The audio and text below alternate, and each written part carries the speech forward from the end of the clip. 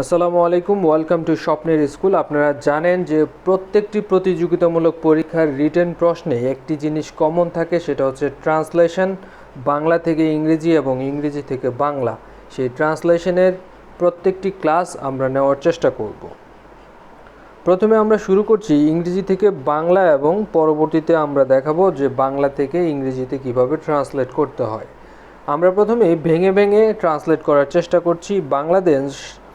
Bangladesh remittance earnings, বাংলাদেশের প্রবাসী আয় হ্যাভ বিন প্রজেক্টেড, ধারণা করা হয়েছে বা অনুমান করা হয়েছে, টু ইনক্রিজ মানে বৃদ্ধি পাবে, বাই অ্যাবাউট 8% ইন 2020, প্রায় 8% 2020-এর মধ্যে।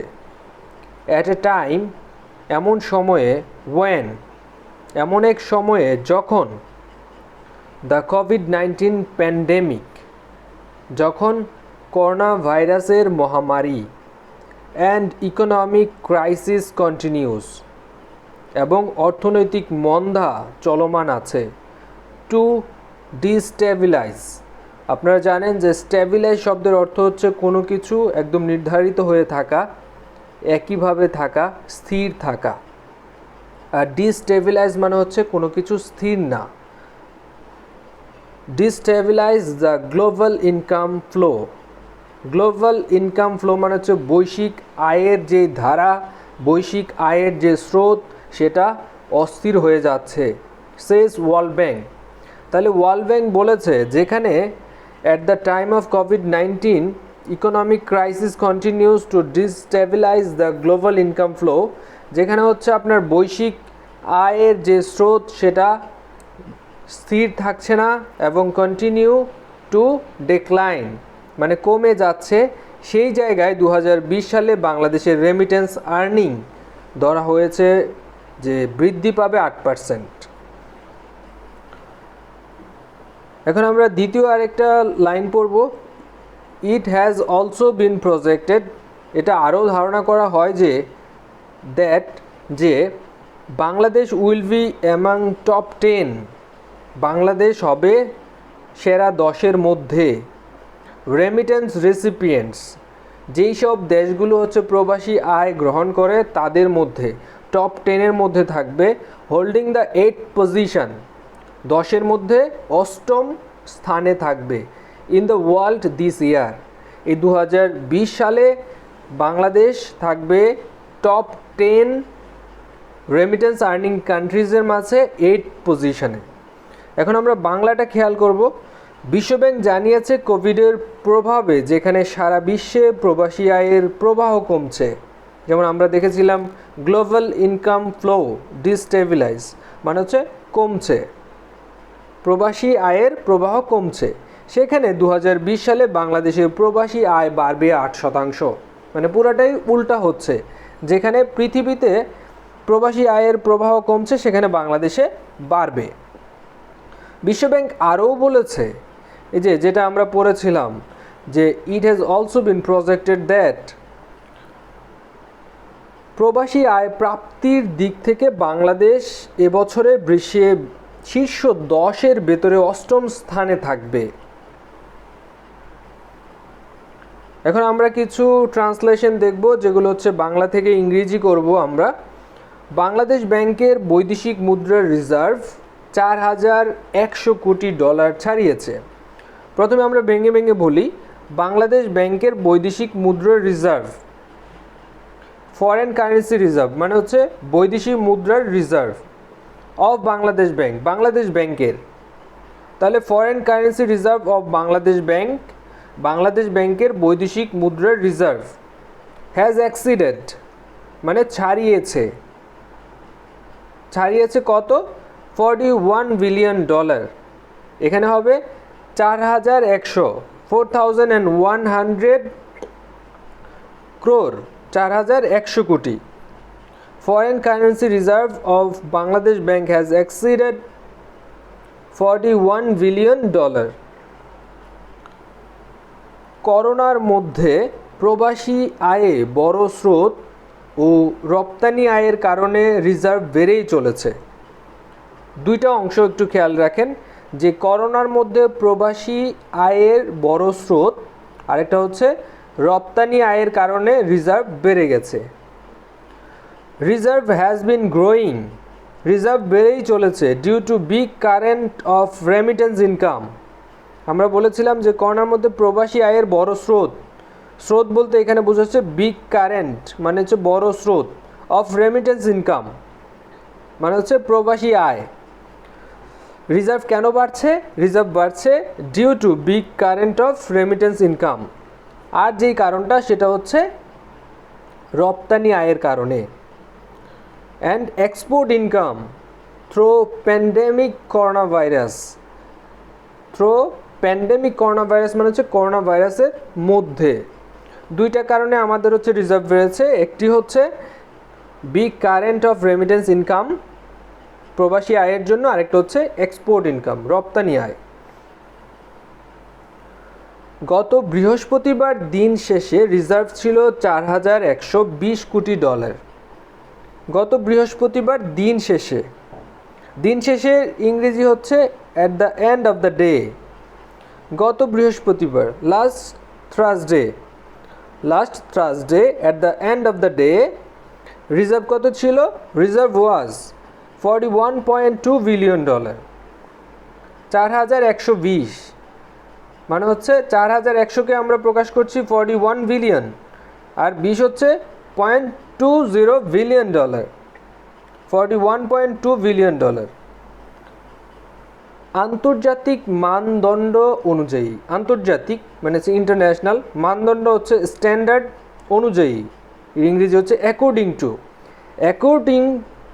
টু দ্য ইন্টারন্যাশনাল স্ট্যান্ডার্ড, আন্তর্জাতিক মানদণ্ড অনুযায়ী একটি দেশের কাছে অন্তত 3 মাসের আমদানি ব্যয় মেটানোর সমপরিমাণ বিদেশি মুদ্রার মজুদ থাকতে হয় মানে কি? It is needed to reserve কত? At least 3 months to meet up the import expenditure. এখন আমি ভেঙে বলি, একটি দেশের কাছে অন্তত 3 মাসের আমদানি ব্যয় মেটানোর সমপরিমাণ বিদেশি মুদ্রার মজুদ থাকতে হয়। একটি দেশের কাছে মানে হচ্ছে ফর এ কান্ট্রি অন্তত 3 মাসের, অ্যাটলিস্ট 3 months আমদানি ব্যয়, ইম্পোর্ট এক্সপেন্ডিচার, মেটানো মানে হচ্ছে মিট আপ অথবা টু মিট, সমপরিমাণ বিদেশি মুদ্রার মজুদ, ফরেন কারেন্সি রিজার্ভ মানে হচ্ছে it is needed to keep the foreign currency reserve to meet import expenditure for at least 3 months। Bangladesh ব্যাংকের এই রিজার্ভ দিয়ে কমপক্ষে 10 মাসের আমদানি ব্যয় পরিশোধ করা সম্ভব। ইট ইজ পসিবল টু পে, পরিশোধ করা সম্ভব। ফর অ্যাটলিস্ট 10 months কমপক্ষে 10 মাসের, ইম্পোর্ট এক্সপেন্ডিচার আমদানি ব্যয়, বাই ইউজিং দোজ রিজার্ভ মানে হচ্ছে দোজ রিজার্ভ বলতে বোঝানো হয়েছে বাংলাদেশ ব্যাংকের এই রিজার্ভ, ঠিক আছে? By using the Bangladesh bank reserve it is possible to pay for at least 10 months import expenditure by using those reserve. Business standard থেকে অনুবাদ চর্চা হবে। এখন প্রয়োজনীয় কিছু শব্দার্থ আমরা প্রথমে জেনে নিব। প্রথমে হচ্ছে ডিউপ মানে হচ্ছে প্রতারণা করা, ঠকানো, কাউকে বোকা বানানো। ট্রিক মানে হচ্ছে তার সিনোনিম, আমরা বলি যে এত ট্রিক খাটিও না, যে প্রতারণা করো না, ধোকা দিও না। তারপর হচ্ছে দেখেন কনজিউর আপ মানে হচ্ছে আপনার মনের মাঝে কোনো স্মৃতিচিত্র আনয়ন করা। এটা এক ধরনের শব্দ হতে পারে ভিজুয়ালাইজ মানে হচ্ছে মনে মনে কোনো কিছু ভাবা, মনে মনে কোনো কিছু চিত্রের মতো দেখা, স্মৃতিচারণ করা। তারপর হচ্ছে কন মানে হচ্ছে প্রতারণা বা চালাকি। এখন আমরা কিছু লাইন পড়ব এবং সেগুলোর বাংলা করার চেষ্টা করব। ইন্ডিয়ান ফিজিশিয়ান মানে হচ্ছে ভারতীয় চিকিৎসক। ডিউপড ইনটু মানে হচ্ছে প্রতারিত হলেন। কিভাবে প্রতারিত হলেন? বাইং মানে হচ্ছে কিনে অথবা ক্রয় করে, আলাদিনস ল্যাম্প আলাদিনের চেরাগ, আলাদিনস ল্যাম্প মানে হচ্ছে আলাদিনের চেরাগ, ফর কত টাকা দিয়ে কিনলো? $4150, $4150 আলাদিনের চেরাগ কিনে প্রতারিত হলেন ভারতীয় চিকিৎসক। ল এনফোর্সার্স, ল এনফোর্সার্স মানে হচ্ছে আইন প্রয়োগকারী সংস্থা বা আইন প্রয়োগকারী, হ্যাভ অ্যারেস্টেড মানে হচ্ছে গ্রেফতার করা হয়েছে। কাদেরকে গ্রেফতার করেছে? 2 men, 2জন লোককে, ইন দ্য ইন্ডিয়ান স্টেট ভারতীয় রাজ্যে, অফ উত্তরপ্রদেশ উত্তরপ্রদেশ থেকে, এজ যেহেতু, দে অ্যালিগলি ট্রিকড যেহেতু তারা ধোঁকা দিয়েছে, ধোঁকা দিয়ে নিয়েছে কি? $4150, $4150 ফ্রম এ ফিজিশিয়ান, কার কাছ থেকে? একটি চিকিৎসকের কাছ থেকে, বাই সেলিং বিক্রি করে, এ ফেক মানে হচ্ছে জাল বা ভুয়া, আলাদিনস ল্যাম্প আলাদিনের চেরাগ বিক্রি করে তার কাছ থেকে $4100 ধোঁকা দিয়ে নিয়েছে। এটা হয়েছে ভারতীয় উত্তরপ্রদেশে। এই জন্য হচ্ছে ল এনফোর্সার যারা আছে তারা হচ্ছে এই 2জন লোককে গ্রেফতার করেছে। এখন বাংলাটা একটু খেয়াল রাখেন যে প্রতারণার মাধ্যমে নকল আলাদিনের চেরাগ বিক্রি করে একজন চিকিৎসকের কাছ থেকে $4150 হাতিয়ে নেওয়ার অভিযোগে ভারতের উত্তরপ্রদেশে 2জনকে গ্রেফতার করেছে পুলিশ অথবা আইন প্রয়োগকারী সংস্থা। এখানে পুলিশ বলা নেই, এখানে বলা আছে ল এনফোর্সার্স মানে আইন প্রয়োগকারী সংস্থা। আলাদিনস ল্যাম্প মানে হচ্ছে আলাদিনের চেরাগ, ওয়াজ পোর্ট্রেইড মানে হচ্ছে একই রকমভাবে বানানো, in the tale of the Arabian Nights যেটা বলা হয়েছে আরব্য রজনীর গল্পে, the tale of the Arabian Nights আরব্য রজনীর গল্পে। আচ্ছা, অ্যাজ ক্যাপাবল অফ ফুলফিলিং এটা কি করতে সক্ষম? ফুলফিলিং মানে হচ্ছে আপনার পূরণ করতে সক্ষম। কি পূরণ করতে সক্ষম?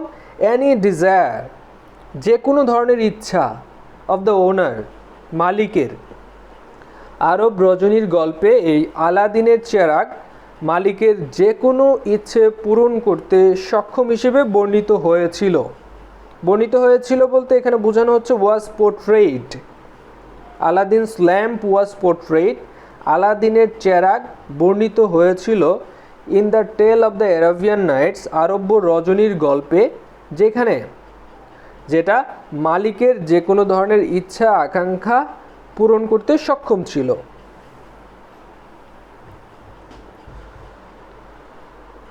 The Dio told the physician that the lamp would bring health and wealth to him, reports BBC. BBC জানায় যে গ্রেফতারকৃত ব্যক্তিদ্বয়, এখানে ডিউ বলতে বোঝানো হয়েছে 2জন, ডিউ বলতে বোঝানো হয়েছে 2জন। The duo told the physician ওই 2জন ওই চিকিৎসককে বলেছিল যে যে the lamp would bring health এই আলাদিনের চেরাগটা তাকে কি এনে দিবে? স্বাস্থ্য ও সম্পদ এনে দিবে। আর এটা রিপোর্ট করেছে বিবিসি। বিবিসি জানায় যে গ্রেফতারকৃত ব্যক্তিদ্বয় চিকিৎসককে বলেছিল যে এই চেরাগ তাকে স্বাস্থ্য ও সম্পদ এনে দিবে। As a part of the con, they even pretended মানে হচ্ছে ভান করা, to conjure up the spirits from the lamp in the line with the tail. এখন আপনি বাংলা অর্থটা একটু খেয়াল রাখেন। প্রতারণার অংশ হিসেবে গল্পের সঙ্গে মিল রেখে তারা এমনকি চেরাগ হতে জিনও হাজির করেছিল। আচ্ছা, এরকম কথাই বলেছিল যে চেরাগ থেকে জিন। আপনারা আলিফ লায়লা যারা দেখেছেন, এমন কোনো মানুষ নেই যে আলিফ লায়লা দেখেননি। তো আলিফ লায়লার মধ্যে যেরকম আলাদিনের চেরাগে ঘষা দিলেই জিন চলে আসতো, সেই রকম কথাও ওকে বলা হয়েছে, এই জন্যই সে আসলে ধোকার মধ্যে পড়েছিল। তো এইরকম রিটেন পার্টের এরকম ট্রান্সলেশনগুলো আমরা বাংলা থেকে ইংরেজি এবং ইংরেজিতে বাংলা বিভিন্ন প্রশ্নের কোশ্চেনগুলো সলভ করব প্রতিনিয়ত। অবশ্যই স্বপ্নের স্কুলের সাথেই থাকবেন।